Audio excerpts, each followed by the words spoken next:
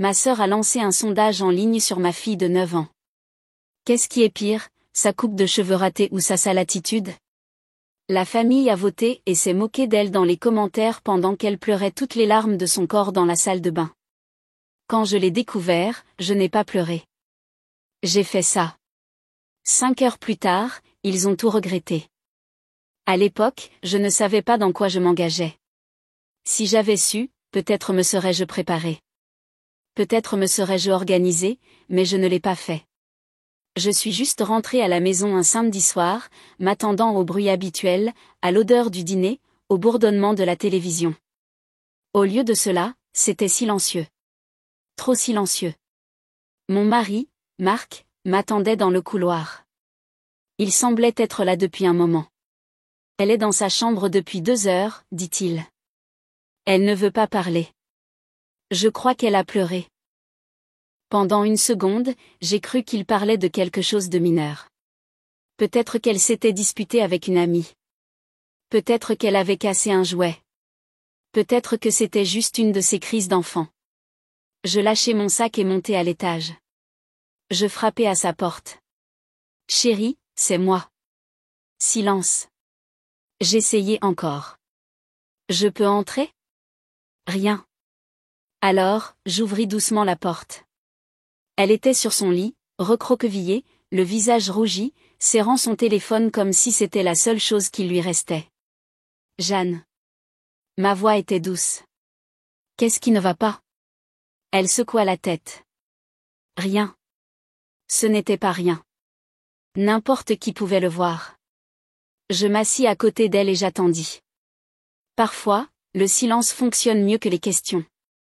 Finalement, elle me tendit le téléphone et enfouit son visage dans l'oreiller. Ne sois pas fâché, murmura-t-elle. Sur l'écran, il y avait une capture d'écran. Au début, je ne réalisais pas. Juste des mots et des chiffres, une photo d'elle. Puis je le vis. Un sondage. Qu'est-ce qui est pire? Sa coupe de cheveux ratée ou son attitude gâtée? 19 votes. Je fis défiler et les noms se brouillèrent en couteaux. Ma mère, Marguerite, à mon époque, les filles ne faisaient pas autant d'histoires. Une coupe de cheveux, ce n'était qu'une coupe de cheveux. Ma sœur, Sophie, définitivement son attitude. Toujours gâtée. Maintenant, elle a l'air de ce qu'elle est. Mon neveu, Antoine, 11 ans, elle pensait vraiment que c'était à la mode.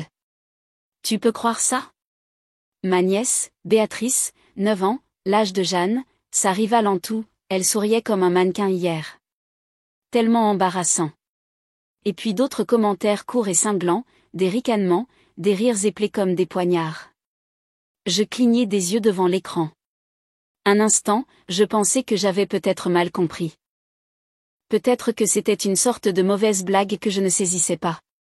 Mais non, tout était là en toutes lettres. Ma famille se moquant de mon enfant, votant sur son humiliation comme si c'était un jeu. À côté de moi, la voix de Jeanne se brisa. Elle ne me regarda pas quand elle parla. Son visage était enfoui dans l'oreiller, et ses mots sortaient étouffés, saccadés, comme si chacun faisait mal à prononcer. Ils m'ont dit que j'étais jolie, murmura-t-elle. Ils ont dit que c'était à la mode. Ils m'ont souri, maman. Ils ont applaudi.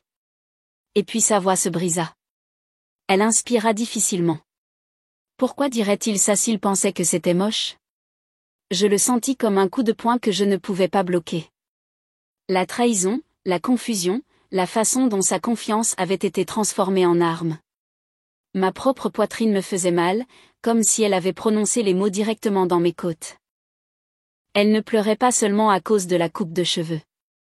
Elle pleurait parce que les gens en qui elle avait confiance lui avaient menti, puis s'étaient moqués d'elle dans son dos.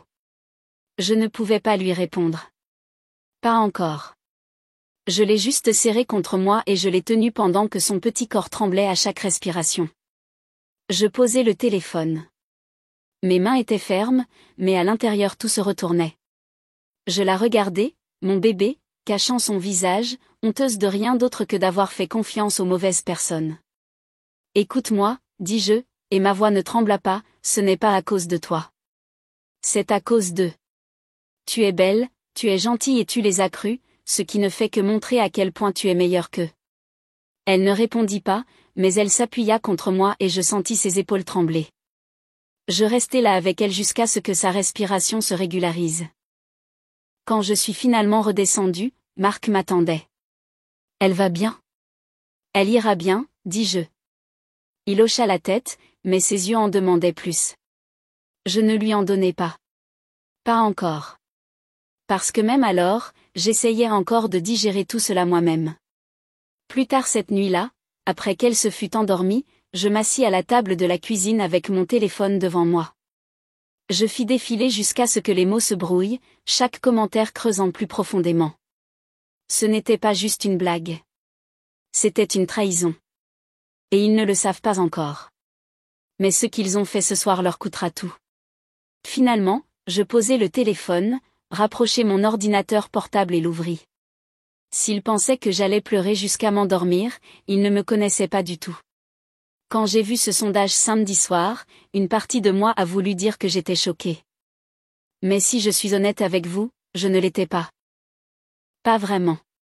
Cela ressemblait moins à un coup de foudre qu'à un déjà-vu parce que ce n'était pas nouveau. Ce n'était pas la première fois que ma famille riait dans notre dos. C'était juste la première fois qu'ils visaient leur poison sur ma fille au lieu de moi. Et ça, c'était impardonnable. Sophie a toujours été l'enfant prodige. D'aussi loin que je me souvienne, elle ne pouvait rien faire de mal. Elle chantait faux. Toute la pièce applaudissait. Elle griffonnait quelque chose de stupide. Tout le monde agissait comme si elle avait peint la Joconde. Pendant ce temps, j'étais la silencieuse. Si j'avais d'excellentes notes, personne ne sciait. Si je demandais pourquoi Sophie recevait toujours plus d'attention, ma mère, Marguerite, me coupait la parole avec la même phrase à chaque fois. Tu imagines, Alice. Tu es trop sensible. Peut-être avez-vous déjà entendu quelque chose comme ça. C'est un code pour « ne te plains pas ». N'attends pas l'équité. Accepte-le. Alors, je l'ai fait. Mais soyons clairs. Je pouvais l'accepter quand il s'agissait de moi. Ce que je ne peux pas accepter, c'est quand ils le font à ma fille. Je vais vous donner un exemple qui est gravé dans ma mémoire. J'avais 13 ans. J'avais travaillé pendant des mois à faire du babysitting, à tondre des pelouses, à faire la vaisselle juste pour m'acheter ma première vraie robe pour le bal de l'école. Sophie est entrée dans ma chambre et a proposé de m'aider. Elle a épinglé l'ourlet, tiré sur les bretelles, m'a dit que j'avais l'air incroyable, et je l'ai cru. Cette nuit-là, je suis entrée au bal en pensant que peut-être, juste peut-être, j'allais briller. Puis je l'ai entendue rire dans les toilettes des filles. Tu crois qu'elle l'a vraiment portée? Elle pense qu'elle a l'air glamour. On dirait un rideau. Ses amis hurlaient avec elle. Je peux encore l'entendre maintenant. Quand j'ai dit à mes parents plus tard, désespérés que quelqu'un prenne mon parti, ils m'ont ignoré. Sophie essayait juste d'aider. Ne sois pas ingrate. Ingrate. Pas humiliée. Pas trahie. Ingrate. Je ne lui ai pas pardonné. Pas alors. À 13 ans, on ne pardonne pas. On saigne juste. Ce n'est que bien plus tard, adulte, que je me suis dit qu'elle avait peut-être été immature. Qu'elle grandirait. Spoiler, elle n'a pas grandi. Maintenant, avançons rapidement. Sophie et moi avons toutes les deux des filles. Même âge, même école, mêmes événements. Et figurez-vous, la rivalité ne s'est pas arrêtée avec nous. Elle s'est transmise comme une malédiction familiale. La foire de printemps de l'année dernière l'a prouvé. Normalement, Béatrice, la fille de Sophie, reçoit toute l'attention. Cheveux parfaits, tenue parfaite, acclamations les plus fortes. Jeanne, ma fille, applaudissait généralement poliment depuis les coulisses. Mais cette année-là, Jeanne a décidé de faire son propre costume de fée. Col, paillettes, tissu partout. Un chef-d'œuvre de 9 ans. Et elle a gagné. Le plus beau costume. Un ruban épinglé directement sur sa poitrine. Je n'oublierai jamais le visage de Jeanne. Fierté pure, joie pure. C'est le genre de rayonnement pour lequel chaque mère vit. Mais je n'oublierai jamais non plus la réaction de la famille. Ma mère a applaudi comme si elle applaudissait la météo. Sophie a souri si fort que ça semblait douloureux. Béatrice faisait la moue. Je pouvais le voir dans leurs yeux. Un ressentiment qui bouillonnait. Et peut-être pensez-vous, pourquoi n'as-tu pas réagi, Alice? Pourquoi n'as-tu pas défendu Jeanne sur le champ? La vérité est que je pensais peut-être l'avoir imaginé.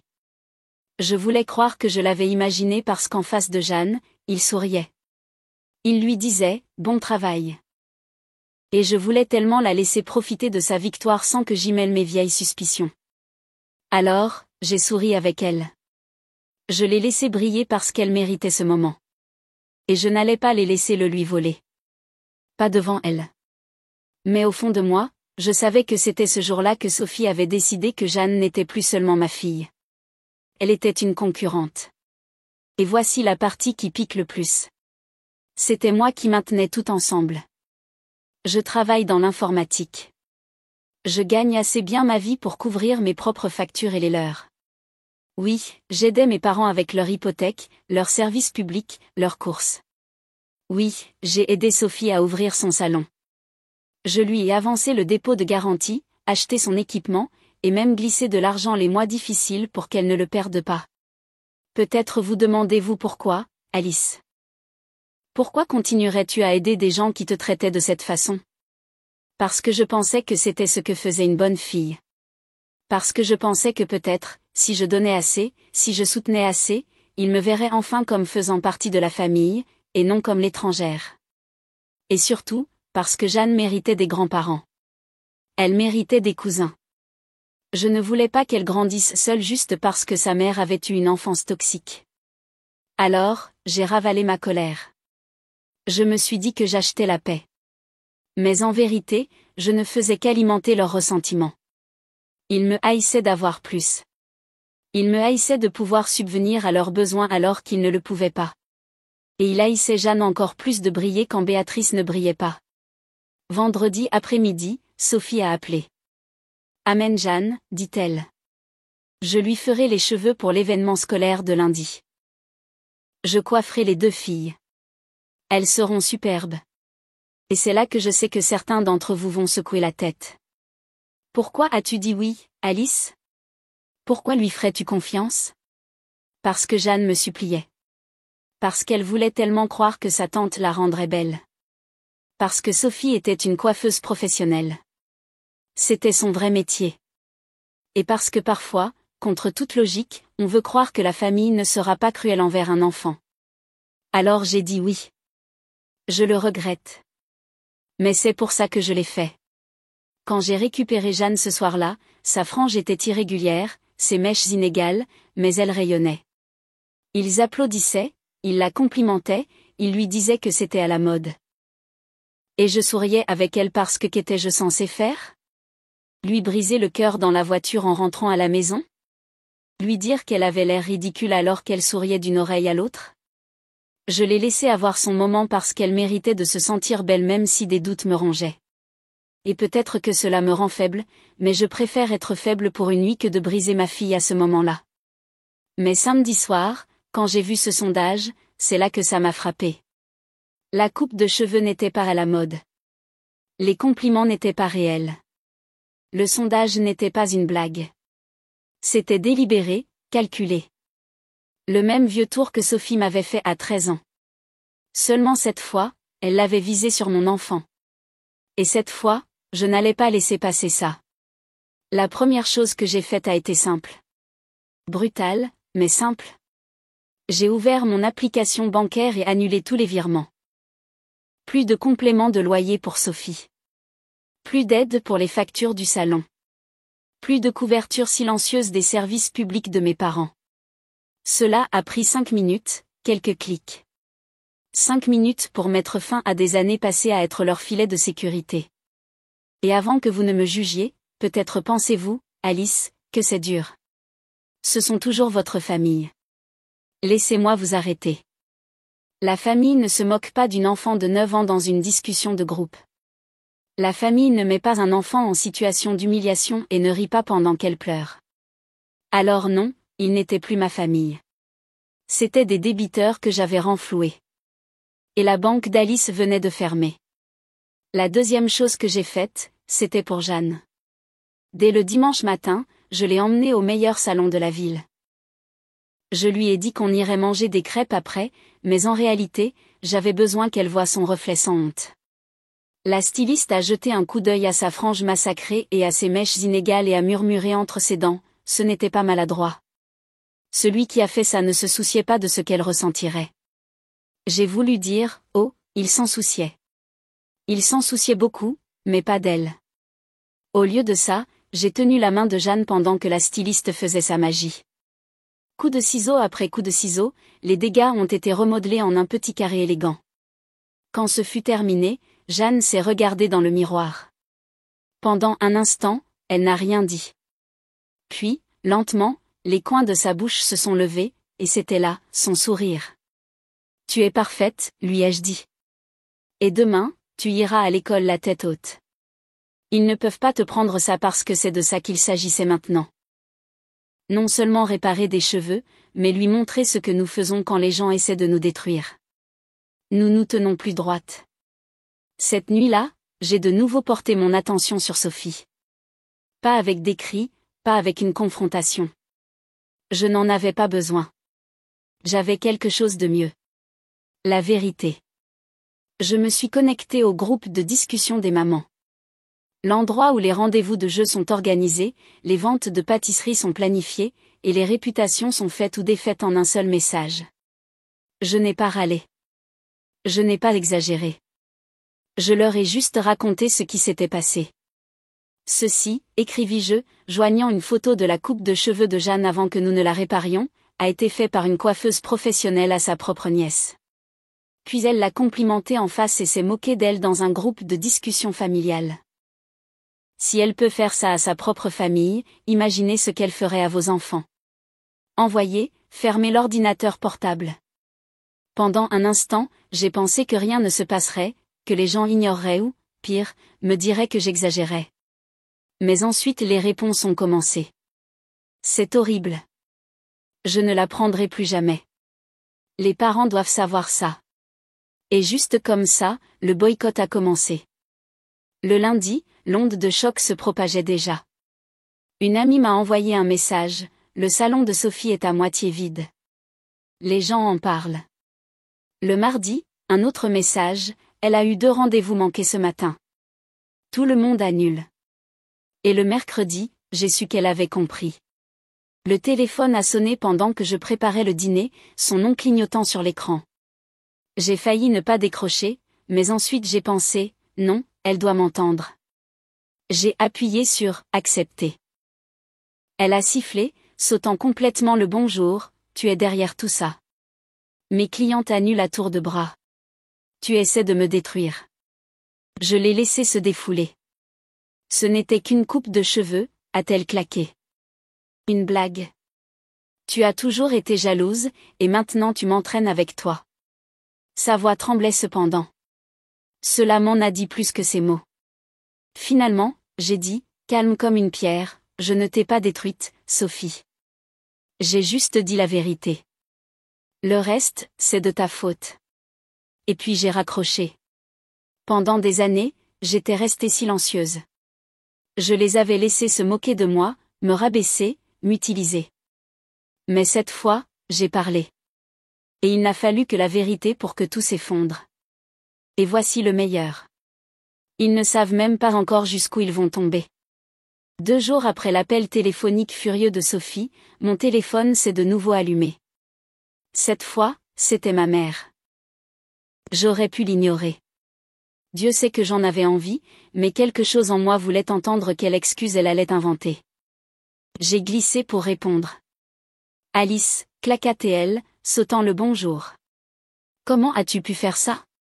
C'est ta sœur. Ses clientes annulent à tour de bras. Tu veux vraiment la détruire pour une coupe de cheveux? Pour une blague stupide dans une discussion? J'ai failli rire. Une blague stupide? Vous avez traité ma fille de gâtée, ai-je dit. Ma voix était calme, plus froide que ce que je ressentais.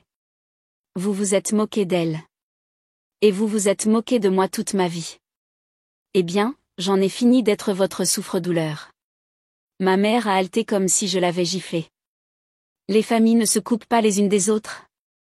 Les familles n'humilient pas les enfants, ai-je rétorqué. Vous avez perdu le droit de vous appeler ma famille la seconde où vous vous êtes moqué de ma fille. Il y eut un silence. Puis elle raccrocha. Et juste comme ça, je savais que le prochain round arrivait. Ça n'a pas pris longtemps. Plus tard cette semaine-là, j'ai entendu une voiture dans l'allée. Des pas lourds. Un coup à la porte assez fort pour faire trembler l'encadrement. J'ai ouvert la porte et ils étaient là, ma mère, la mâchoire serrée comme du granit, et Sophie, les yeux rouges et furieuses. Béatrice traînait en arrière-plan, les bras croisés, maussade. Sophie ne perdit pas de temps. Tu es allée trop loin, cracha-t-elle. Tu me ruines exprès. Mon entreprise, ma vie, tout ça pour une coupe de cheveux, pour un petit commérage. Sa voix tremblait, mais pas de honte, de rage. Ma mère s'est interposée, la voix montant comme si elle était la partie lésée. Tu comprends ce que tu as fait? Nous ne pouvons pas payer les factures. Sophie ne peut pas faire fonctionner son salon. Nous ne pouvons pas garder la maison sans ton aide. Est-ce que ça vaut vraiment le coup de déchirer la famille? J'ai senti quelque chose en moi céder. Toutes ces années à ravaler. Toutes les fois où je m'étais dit de ne pas faire de drame avaient disparu. Vous voulez parler de déchirer une famille? Dis-je. Vous avez fait ça quand vous m'avez appris que je n'étais jamais assez bien. Quand vous l'avez défendue alors qu'elle m'humiliait. Quand vous l'avez laissé se moquer de moi année après année et que vous m'avez dit que j'étais trop sensible. Sophie leva les yeux au ciel comme si elle avait de nouveau 12 ans. Oh, s'il te plaît. Tu as toujours été jalouse de moi. C'est de ça qu'il s'agit. Tu ne supportes pas que les gens m'aiment plus que toi. J'ai ri alors, un rire sec et amer. Jalouse? Sophie, la seule chose dont je suis jalouse, c'est de la façon dont tu as réussi à vivre toute ta vie sans une once de conscience de toi-même. Son visage s'est déformé, mais je n'ai pas arrêté. Tu veux savoir pourquoi ton salon est vide? Parce que j'ai enfin dit la vérité. Je n'ai rien inventé. Je n'ai rien déformé. J'ai montré aux gens exactement ce que tu as fait. Et ils ont décidé qu'ils ne voulaient pas que tu t'approches des cheveux de leurs enfants. Ce n'est pas de ma faute. C'est de ta faute. La voix de Marguerite se brisa, perçant le silence. Nous ne pouvons pas garder la maison sans ton aide. S'il te plaît, Alice, pense à nous. Ce mot encore. Aide. Toujours l'aide. Toujours donner. Toujours ravaler. Non, dis-je, vous avez fait vos choix. Vivez avec. Je ne vous finance plus. Je ne ravale plus ma colère. Et vous ne vous approcherez plus jamais de Jeanne. Le masque de Sophie se brisa alors pour la première fois. Ses yeux s'éloignèrent, puis revinrent vers moi. Nous ne pouvons pas payer l'hypothèque, dit-elle, la voix rauque. Tu m'as détruite. C'était ça. L'aveu. Et mon Dieu, ça aurait dû être satisfaisant, mais surtout, ça faisait pitié. Non, Sophie, dis-je doucement. Tu t'es détruite toi-même. J'ai juste arrêté de payer. Derrière moi, je sentis Marc s'approcher. Il posa sa main sur la porte, un signal silencieux. Je rencontrai les yeux de ma mère une dernière fois. Vous vouliez savoir si ça valait le coup de déchirer la famille. Oui, ça l'était. Parce que Jeanne vaut plus que vous toutes réunies. Et sur ces mots, Marc ferma la porte. Les coups revinrent, forts, frénétiques, mais je ne répondis pas. Pour la première fois de ma vie, je ne leur devais rien. Et ils le savaient. Des mois plus tard, ils étaient partis. Le salon de Sophie n'a pas seulement ralenti. Il s'est effondré. Chaises vides, rendez-vous annulés, des murmures se propageant dans tous les groupes de parents de la ville. Sans cliente et sans mon argent, elle ne pouvait pas le garder ouvert.